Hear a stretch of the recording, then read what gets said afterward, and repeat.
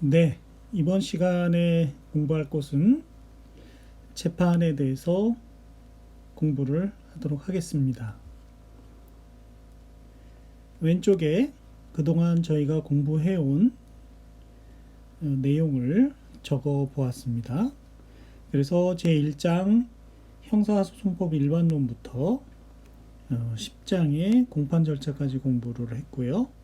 11장은 증거법이라는 과목으로 2학기에 공부하도록 하겠습니다.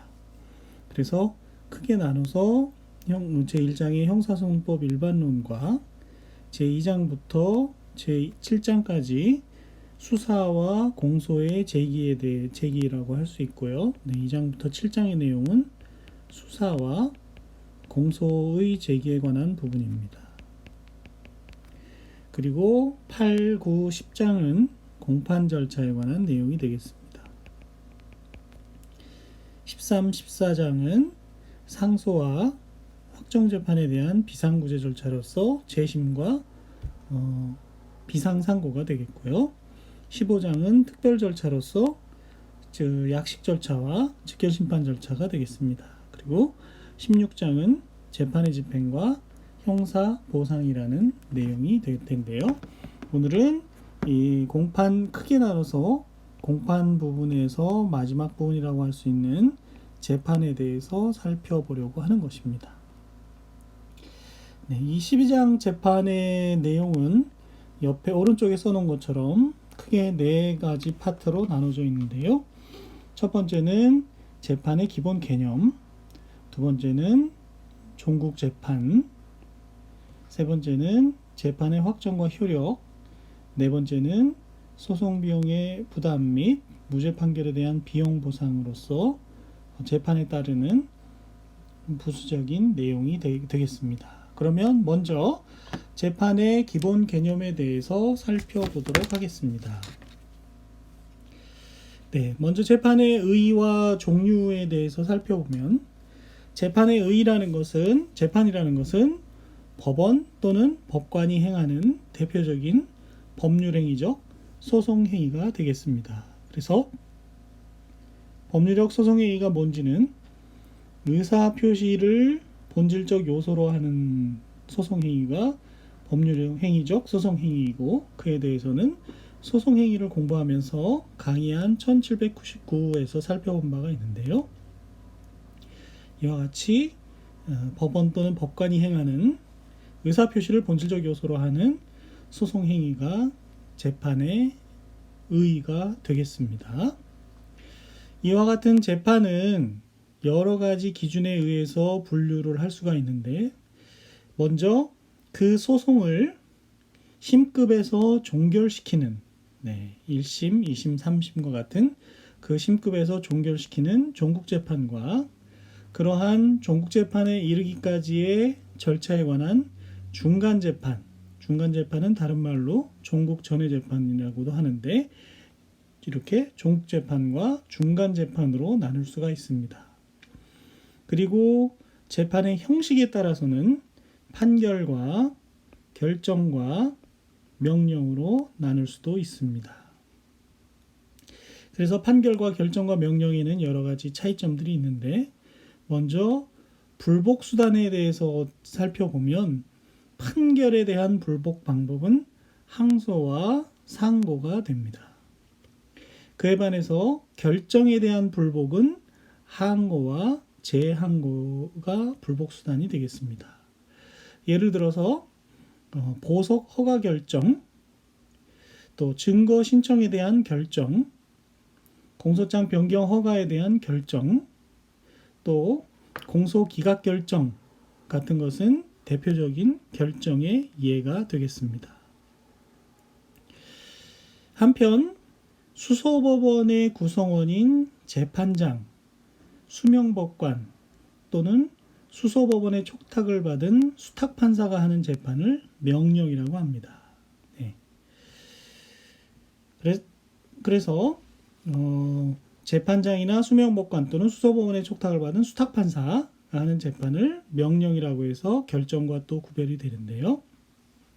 여기서 주의할 것은 다만 약식명령은 그 명칭이 명령이라고 되어 있지만 여기서 말하는 명령이 아니라, 즉 재판장, 수명법관, 수탁판사가 하는 명령이 아니라 법이 정한 독립된 형식의 재판이라고 보는 것이 옳겠습니다. 약식명령은 여기서 말하는 명령이 아니라 독립된 형식의 재판이다.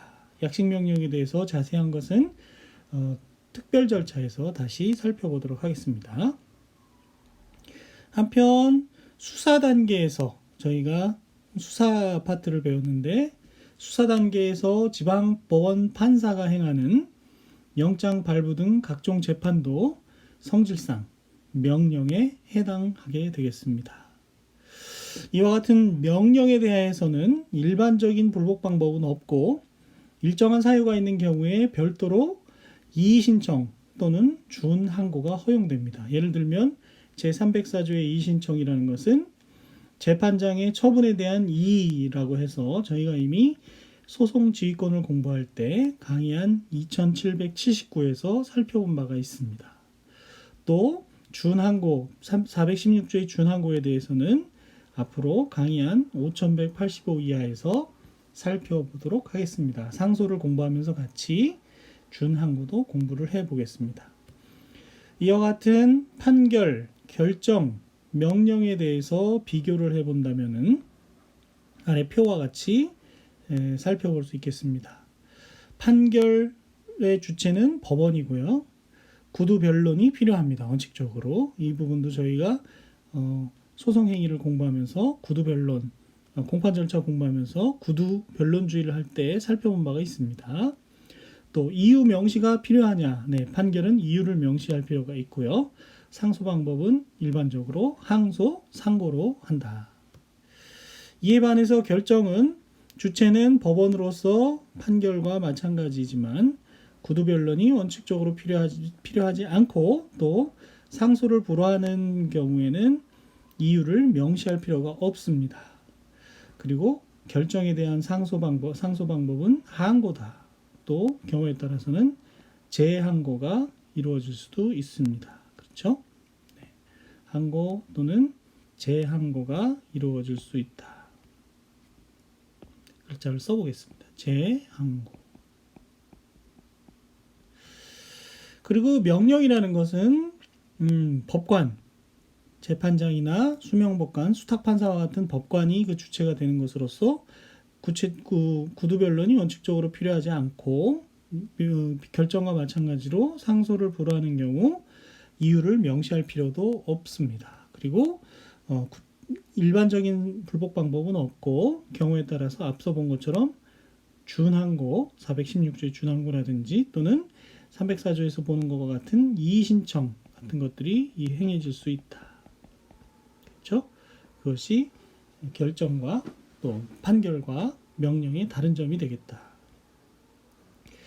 그 아래에 나오는 97년 6월 16일자 975 1 결정은요, 저희가 이미 강의한 926 내지 927에서 살펴본 바가 있는데요. 4462에 보시면 형사소송법 402조, 403조에서 말하는 법원은 402조는 왼쪽에 제가 써놓은 것처럼 항고할 수 있는 재판에 대한 것이고, 403조는 판결 전의 결정에 대한 항고에 관한 것인데, 거기서 말하는 법원이라는 것은 형사소송법상의 수소법원만을 가리킨다고 할 것이기 때문에 같은 법 205조 1항에서 정하고 있는 구속기간 연장을 허가하지 않는 지방법원 판사의 결정에 대하여는 402조, 403조가 정하는 항고의 방법으로는 불복할 수 없다. 제가 그 결정 주체가 법원이냐, 지방법원 판사냐, 재판장이냐 등등으로 정해짐으로써 불복수단이 달라진다는 이야기를 이미 강의한 926, 927 강의할 때 설명한 바가 있지요. 그래서 그와 같은 경우에는 402조, 403조의 항고로도 상고로 다툴 수 없고, 4463에서 보시는 것처럼 수서법원으로서의 재판장 또는 수명법관도 아니기 때문에 416조가 정하는 준항고의 대상도 되지 않는다. 즉 별도의 불복 방법이 없는 것이 되겠습니다. 이와 같이 판결과 결정과 명령으로 형식상 재판이 분류가 되기도 하는데, 그 중에서 또 판결은 다시 추가적인 분류가 가능하지요. 유죄 판결이나 무죄 판결과 같은 실제 판결과 관할 위반이나 공소기각, 면소 판결과 같은 형식 판결로 나누어 볼 수가 있습니다. 그래서 실체 재판이라는 것은 사건의 실체에 대해서 판단하는 재판으로 본안 재판이라는 말도 씁니다. 저희가 민사소송에서도 본안 재판이란 말을 많이 쓰는데요. 실체에 대한 재판을 본안 재판이라고 합니다. 이에 반해서 형식 재판은 사건의 실체에 대하여 심리하는 것이 아니라 절차적, 형식적 법률 관계에 대해서 판단하는 재판이 형식 재판이 되겠습니다. 여기까지 판결의 의의와 종류에 대해서 중요한 내용을 간략하게 살펴봤는데요. 이러한 재판은 어떻게 성립하고 그 재판서는 어떻게 작성이 되느냐에 대해서 살펴보는 것이 재판의 성립과 재판서에 관한 부분입니다. 앞서 본 재판은 재판장이 선고하거나 또는 고지함에 의해서 외부적으로 성립합니다. 그렇죠? 판결이나 결정, 명령과 같은 재판은 재판장의 선고 또는 고지에 의하여 외부적으로 성립합니다. 그에 반해서 내부적 성립이라는 말도 있는데, 내부적 성립이라는 건 4468에서 보시는 것처럼 한 명이 아니라 여러 명에 의해서 구성되는 합의부 재판의 경우 법원조직법 제66조에 의한 합의 성립 시, 단독 재판의 경우에는 그러한 합의 절차 없이 재판기관의 내부에서 재판이 형성되는 것을 재판의 내부적 성립이라고 한다. 이와 같이 내부적으로 성립된 재판이 선고 또는 고지에 의하여 외부적으로 성립하는 것이죠. 그러면 내부적이라는 개념은 왜 그런 개념이 필요할까요? 재판이 내부적으로 성립하면 법관이 경질되더라도 공판 절차를 별도로 갱신할 필요가 없다는 점에서 내부적 성립의 의미를 찾을 수 있습니다. 공판 절차 갱신에 대해서는 앞선 강의에서 공판 절차의 특칙이라는 제목에서 살펴본 바가 있지요.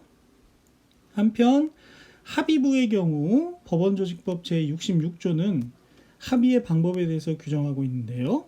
1항에 보시면 다른 규정이 없으면, 헌법이나 법률에 다른 규정이 없으면 합의는 과반수로 결정합니다. 만약에 합의에 관한 의견이 3개 이상의 설로 나뉘어서 각각 과반수에 이르지 못할 때에는 다음 각호의 의견에 따른다고 해서 액수의 경우 과반수에 이르기까지 최다액의 의견의 수에 차례로 소액의 의견의 수를 더하여 최소액의 의견, 그 중에서 최소의 의견, 민사재판에 같은 경우가 이에 해당하겠죠.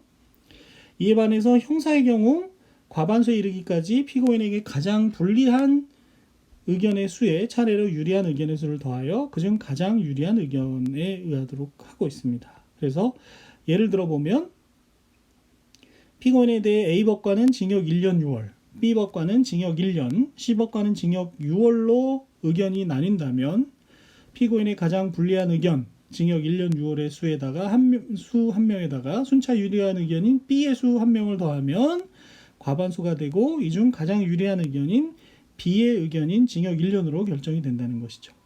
사실상 3인의 제합의부에서는 설이 셋으로 갈릴 경우 가운데 것을 취하게 되기 때문에 이 조항에 큰 의미는 없고 법원조직법 조항은 4명 이상의 대법관이 관여하는 대법원 재판에 있어서 그 의미를 가진다고 할 수 있습니다.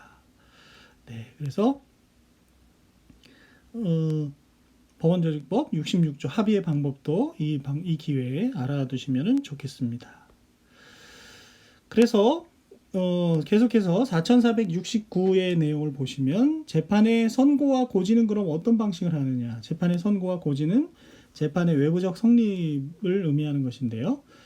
재판의 선고 또는 고지는 누가 합니까? 네, 재판장이 하고요.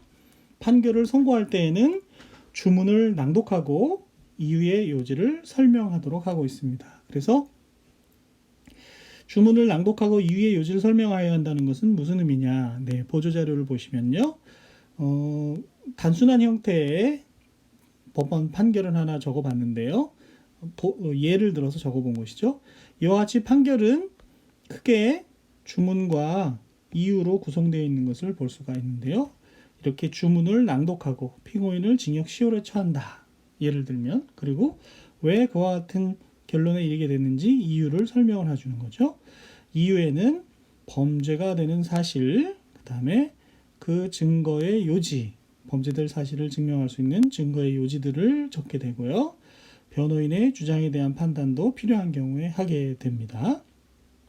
그리고 법령을 적용을 하고 어떤 법령이 적용되는지, 또 양형의 그와 같은 양형에 이르게 된 이유는 무엇인지, 이렇게 양형 기준을 살펴보면서 기재하도록 이렇게 되어 있는 것이 판결의 전형적인 모습이 되겠습니다. 그래서 다시 강의로 돌아와서 판결을 선고하면 그와 같이 주문을 낭독하고 이유의 요지를 설명해야 한다고 되어 있는데, 실무에서는 이유의 요지를 먼저 설명하고 판결 주문을 낭독하는 경우가 보통입니다. 한편 형사소송규칙 제147조는 재판장은 판결을 선고함에 있어서 피고인에게 필요하다고 생각되는 경우 적절한 훈계를 할 수 있는 그런 규정을 두고 있습니다. 그리고 판결을 선고하면서 형을 선고하는 경우에는, 예를 들어서 앞서 본 것처럼 피고인을 징역 10월에 처한다와 같은 형을 선고하는 경우에는 피고인에게 상소할 기간 7일 내에, 판결을 선고받은 날로부터 7일 내에 상소할 법원, 판결을 선고한 법원, 원심 법원이라고 보통 하는데요, 에다가 상소를 할 수 있다는 것을 알려줘야 된다는 것입니다. 그리고 선고 아닌 고지 같은 경우는 무슨 얘기냐? 고지라는 것은 이렇게 알려준다는 뜻이죠. 고지라는 것은 대표적인 게 약식명령을 발령해서 고지하는 경우가 있는데, 약식명령을 고지하는 것이 보통인데, 약식명령을 고지하는 것과 같이 선고 이외의 방법으로 재판 내용을 알려주는 것을 고지라고 부른다, 이 말이죠. 그래서 대법원 8일모 8결정을 보면요, 판결은 그 선고에 의하여 효력을 발생하고, 선고에 의하여 효력을 발생하는 겁니다. 피고인을 이유를 설명하고 주문을 낭독함으로써 효력을 발생하는 거죠.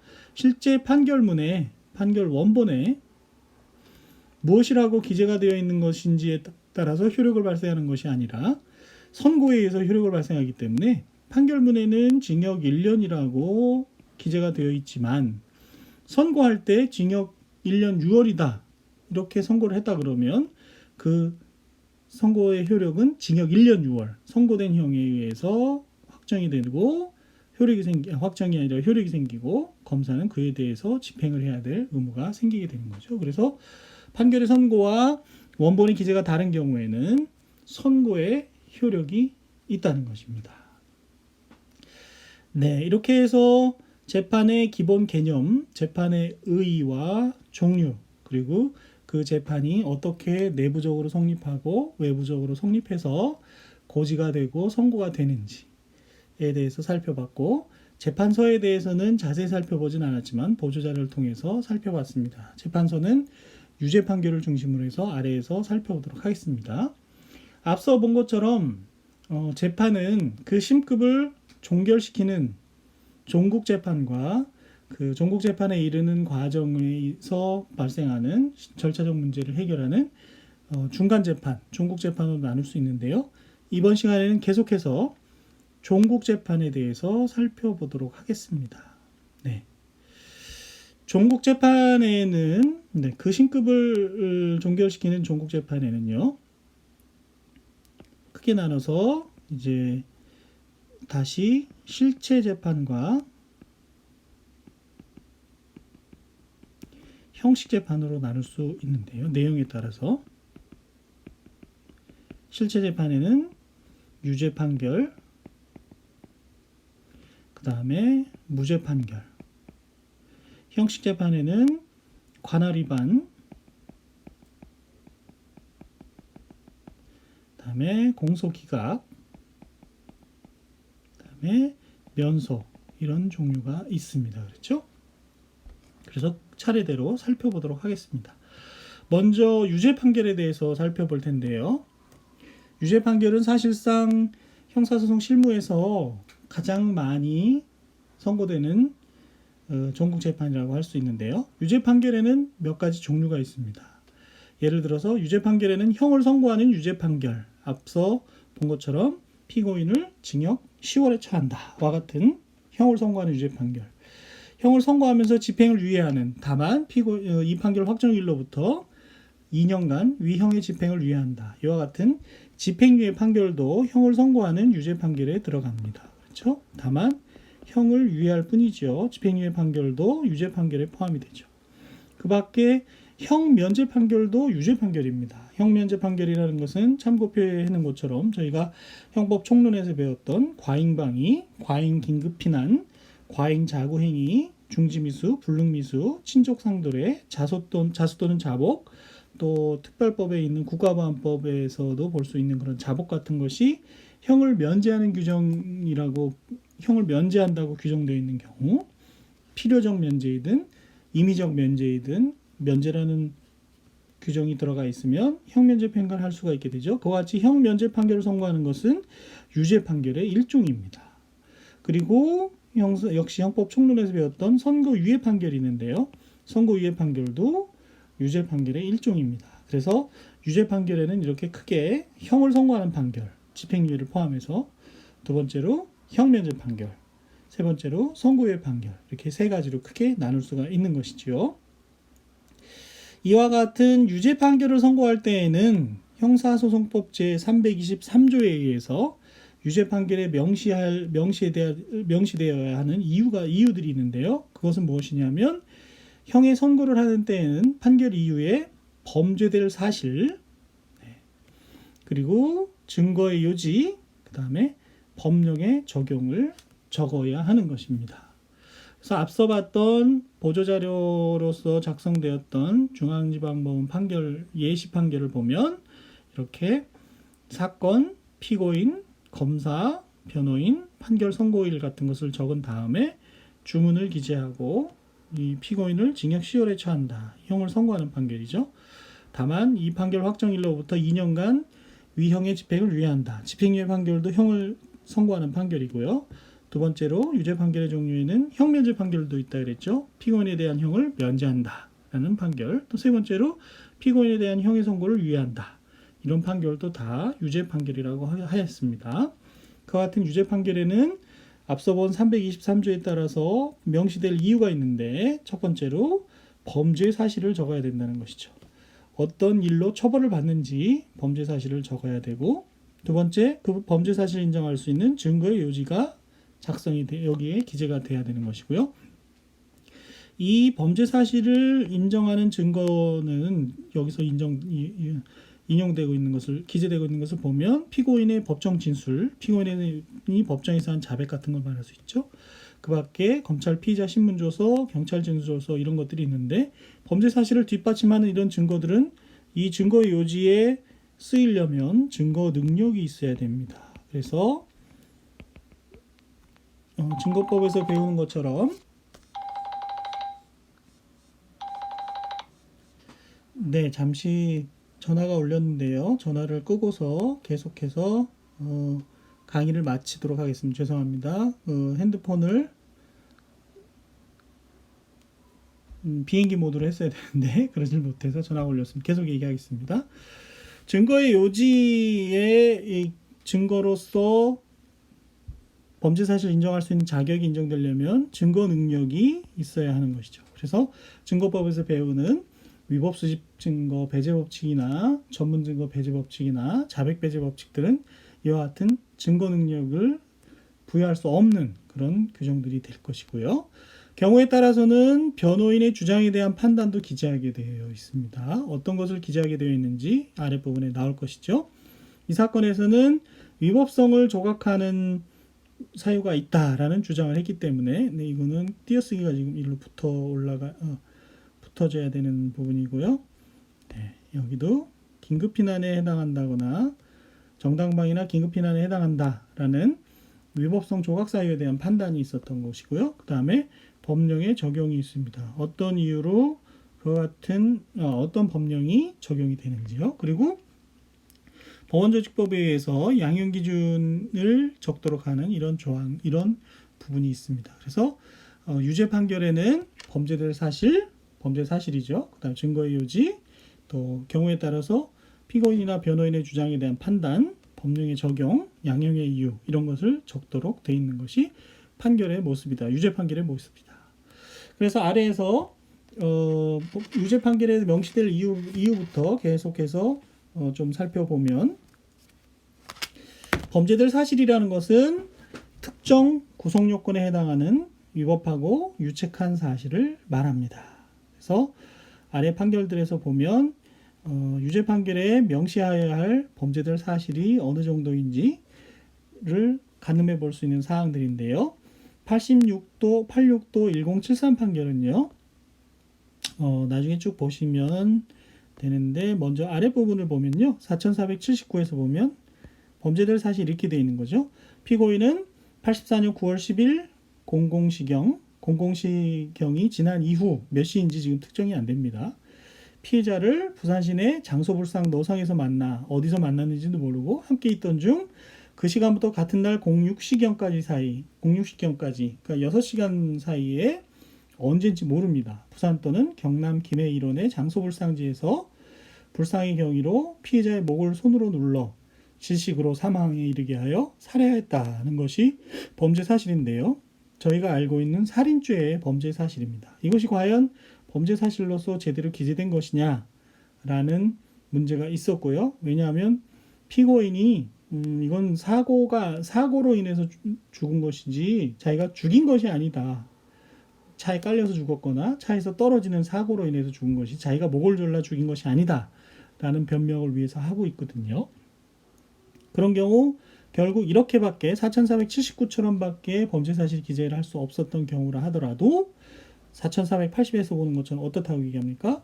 범죄의 일시, 장소와 방법은 범죄의 구성 요건이 아닐 뿐만 아니라 이를 구체적으로 명확히 인정할 수 없는 경우에는 개괄적으로 설치하여도 무방하다. 그래서 4479와 같은 경우 범죄 사실을 특정했다고 본다. 이런 것이죠.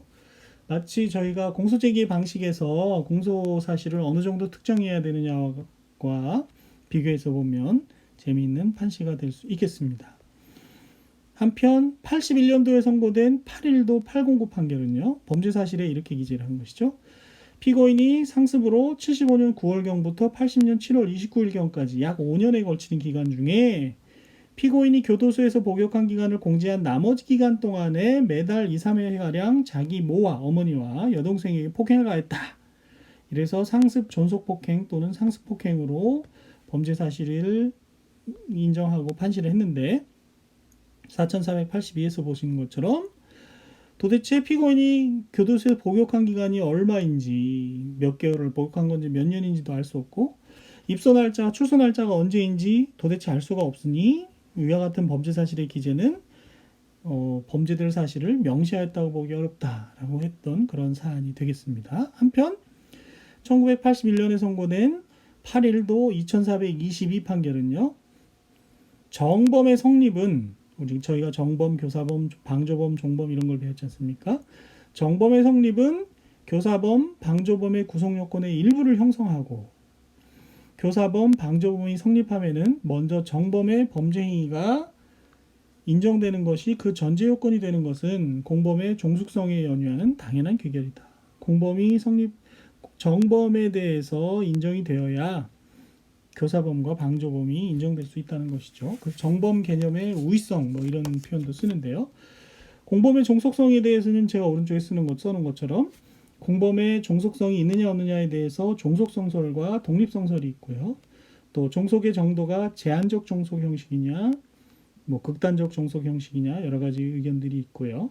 공범의 처벌 근거가 뭐냐 이런 것들은 형법 총론의 공부에서 저희가 학습한 바 있을 텐데요. 그에 대해서 다시 한번 복습을 할 수 있는 기회를 제공해 준다는 생각이 듭니다. 따라서 교사범 4484지요. 교사범 방조범의 사실 적시에 있어서도 정범의 범죄 구성 요건이 되는 사실 전부를 적시하여야 하고 이러한 기재가 없는 교사범 방조범의 사실 적시는 죄가 되는 사실의 적시라고 할 수 없다는 것이 되겠습니다. 4485에 보시면 범죄될 사실에 관해서요. 구성요건 해당성은 위법성과 책임을 징표함으로 그렇죠? 그렇게 저희가 형법 총론에서 배운 바와 같습니다. 구성요건에 해당되는 때에는 위법성과 책임은 사실상 추정돼서 특별한 판단을 요하지 않는다고 보겠습니다. 처벌 조건인 사실이나 누범 전과와 같은 법률상 형의 가중 사유나 법률상 형의 감면 사유는 범죄 사실에 준해서 판결 이후에 명시하여야 한다고 봅니다. 그렇죠? 처벌 조건을 충족했는지 또는 누범 전과와 같은 법률상 형의 가중 사유는 사실상 그 범죄 사실에 준해서 매우 중요한 사실이기 때문에 판결 이후에 명시가 되어야 된다는 얘기죠. 이와 같은 관점에서 8일도 459 판결을 보시면요. 여기서부터는 이제 증거로 넘어가는 것이죠. 앞에까지는 이제 범죄될 사실에 대해서 얘기했고, 증거에 대해서 보시면 1981년 4월 28일 선고 8일도 459 판결은요. 유죄 판결의 증거는 범죄될 사실을 증명할 적극적 증거를 거시하면 되고, 증거의 요지에다가 적을 때요. 범죄 사실을 인정할 수 있는 적극적 증거를 거시하면 되지 범죄 사실과 배치되는 소극적 증거까지도 거시하여 판단함을 요하지는 않는다. 범죄 사실을 인정하는데 방해가 되거나 반대가 되는 증거가 있다고 해서 그것을 반드시 판단해야 되는 것은 아니라는 얘기인 것이죠. 한편 4488에서는 법률상 범죄 성립을 조각하는 이유 또는 형의 가중감면에 이유되는 사실의 진술이 있는 때에는 이에 대한 판단을 명시해야 한다. 그래서 앞서 보조자료에서 보신 것처럼 변호인의 주장에 대한 판단, 피고인의 주장에 대한 판단에서 판단을 해야 되는 근거가 여기 있는데요. 이유가 예를 들면 4489에서 보시는 것처럼 정당방위나 긴급피난, 정당행위, 자구행위 등과 같은 위법성 조각 사유나 심신상실, 강요된 행위, 기대 가능성에 해당한다는 책임 조각 사유 같은 거는 법률상 범죄 성립을 조각하는 이유되는 사실에 해당하는 것이 명백하지요. 그러나 구성요건 해당성이 없다는 그런 진술은 범죄의 부인에 불과하다는 것입니다. 범죄의 성립을 조각하는 이유되는 사실이라고 보지 않고 구성요건 해당성 조각 사유에 대한 진술은 범죄의 부인에 불과해서 323조 2항에서 말하는 그 판단을 명시해야 되는 사항이 아니라는 것이죠. 예를 들어서 1990년에 선고된 990도 427 판결을 보면요. 공정증서 원본 불실기재 행사, 그러니까 함부로 그 소유권 이전 등기 같은 것을 격려를 해서 비치하게 되면 공정증서 원본 불실기재, 소유권 등기부 등본 같은 게 이제 대표적인 공정증서 원본이지 않습니까? 그래서 이 사건 같은 경우 이미 그 사망한 사람을 상대로 해서 소유권 이전 등기 청구서를 제기한 다음에 승소 판결을 얻고 그에 의해서 소유권 이전 등기를 격려를 했던 그런 사안이죠. 그런데 피고인이 뭐라고 변명을 했냐면 그건 내가 산 것이다. 그러니 실체적 권리관계에 부합한다. 또는 시효취득을 했다. 그러니까 절차상 하자가 있다 하더라도 실체적 권리관계에 부합한다. 이런 내용을, 이런 항변, 주장을 하게 된 것이죠. 그래서 1492에 보시면 어떤 법리가 있냐 하면 절차상 하자가 있는 소유권 이전 등기를 할지라도 물권법에서 소유권 이전 등기 절차에 대해서 배우지 않습니까? 실체적 권리관계에 부합하는 경우에는 절차상 하자가 있다 하더라도 실체적 권리관계에 부합하는 경우에는 공정증서에 불실의 사실을 기재하였다고 할 수 없고 따라서 그 등기부를 비치하게 하였다 하더라도 공정증서 원본 불실기재 공정증서 원본 행사죄에는 해당하지 않는다는 그런 얘기를 하는 것이죠. 그런데 그와 같은 주장, 예를 들어 4494에서 보시는 것처럼 공정증서 원본 불실기재 또 행사죄로 공소가 제기됐는데 피고인이 아니다. 그 당의 등기가 실체적 권리관계에 부합하는 유효한 등기다라고 주장하는 것은 323조 2항에서 얘기하는 범죄 성립을 조각하는 이유되는 사실이 아니라 적극 부인에 불과하기 때문에 실체적 권리관계에 부합하는지 여부에 대해서 판단을 명시하지 않더라도 문제가 되지 않는다는 그런 판시를 한 것이지요. 계속해서 법률상 형의 가중 감면에 이유되는 사실 323조 2항에서 말하는요. 에 대해서는 누범, 심신장애, 중지미수와 같은 필요적 가중 감면 사유만을 의미한다는 견해와 필요적이니까 거기에 해당한다라는 견해와 과잉 피난, 자수, 장량 강경 사유와 같은 임의적 가중 사유나 감면 사유도 포함한다. 이런 견해의 대립이 있습니다. 학설상 그런 견해의 대립이 있죠. 이와 관련해서 자수에 관해서 살펴보면요. 자수는 일반적으로 임의적 감경 사유가 되지 않습니까? 그래서 그런 경우 323조 2항에서 말하는 판단 문제에 해당하는지 여부가 유죄 판결에 명시되어야 될 이유에 해당하는지 여부가 문제가 되고 있는데요. 4497에서 보시면 피고인이 자수하였다 하더라도 일반적으로 자수한 자에 대하여는 법원이 임의로 형을 감경할 수 있음. 그렇죠? 특별 규정을 두지 않으면 자수라는 것은 임의적 감경 사유에 불과하니까 원심이 자수 감경을 할지 안 할지 자수 감경을 할지 안 할지는 법원의 재량에 달려 있는 것이죠. 따라서 자수 감경 주장을 했다 하더라도 그에 대해서 판단을 아니하였다 하더라도 별 위법한 것이 없다. 명시하지 않아도 된다는 얘기죠. 그러면 4496과 관련해서 대법원은 4497에서 임의적 감경 사유 같은 경우는 명시적으로 판단해야 될 사유에 해당하지 않는다라고 보는 것을 엿볼 수가 있지요. 한편 4498에서 보시면요. 형의 선고를 하는 때에는 피고인에게 소송 비용의 전부 또는 일부를 부담하게 한다라고 규정하고 있는데 이것은 왼쪽에 제가 써놓은 것처럼 현행 형사소송법으로는 191조에 해당하는 내용입니다. 이와 같은 소송 비용의 부담은 4499에서 보시면 형은 아니죠. 그렇죠? 소송 비용은 원래 민사소송에서는 패소한 당사자에게 부담시키는 것이 원칙이죠. 그것처럼 형사소송에서도 형이 선고를 할 때에는 소송 비용의 전부 또는 일부를 부담하게 할 수가 있는데 실무상 잘 활용이 되지 않고 있습니다. 형을 선고받는 피고인에게 비용까지 부담시키는 게 가혹하다라는 측면에서 그런 것 같은데요. 어쨌거나 이와 같은 소송 비용의 부담은 형벌은 아니고 실질적인 의미에서 형에 준하여 평가될 것도 아니므로 불이익 변경 금지 원칙에 적용이 없다. 불이익 변경 금지 원칙에 대해서는 강의한 4888 이하에서 저희가 공부를 할 텐데요. 불이익 변경 금지 원칙이 적용되는 형은 아니다. 소송 비용의 부담은. 그렇게 볼 수 있는 거죠. 그래서 4500에서 보시는 것처럼 증인 여비에 관해서 소송 비용의 부담을 명하는 재판을 하지 않아서 1심에서 항소심에서 1심에서 하지 않았던 소송 비용 부담 재판을 했다 하더라도 불이익 변경 금지 원칙에 위배되는 것은 아니다. 왜? 불이익 변경 금지 원칙은 중한형을 선고하지 못한다는 것이니까요. 원칙적으로 항소심에서요. 피고인이 항소한 경우에 상소심에서 그렇다는 얘기입니다. 자세한 것은 강의한 4888 이하에서 불이익 변경 금지 원칙에 대해서 살펴볼 것이고요. 유죄 판결에서 계속 살펴봐야 되는 것이 이제 형 면제 판결. 아까 말씀드린 것처럼 형 면제 판결도 유죄 판결의 일종이다.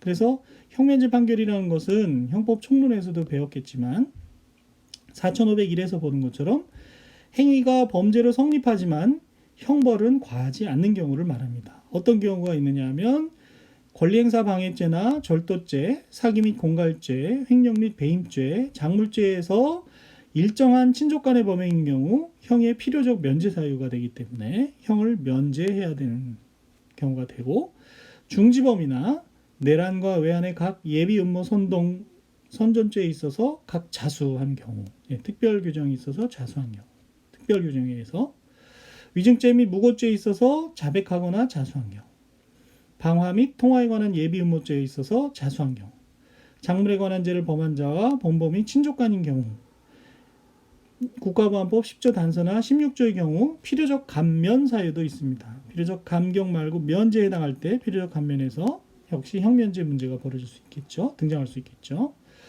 또 4504에서 보시는 것처럼 외국에서 받은 형의 집행이나 과잉방위, 과잉피난, 과잉자고행위, 불능범, 자수자복, 일반적인 또 국가보안법 제9조 2항 단서나 11조 단서의 경우 임의적 감면 사유가 또 여기 면제가 들어있는 경우 면제를 선택하게 되면 또 경범죄처벌법 5조의 규정에 의해서 경범죄처벌법 5조의 규정은 제가 참고 표시해 놨습니다만은 경범죄처벌법은 사정과 형편을 헤아려서 면제할 수 있다라는 규정이 있어서 그런 경우도 형의 면제가 이루어질 수 있는 것이죠. 이와 같은 경우 형면제 판결이 될 수 있는데 이런 경우는 형면제는 유죄 판결의 일종이다라고 알고 계셔야 되고요.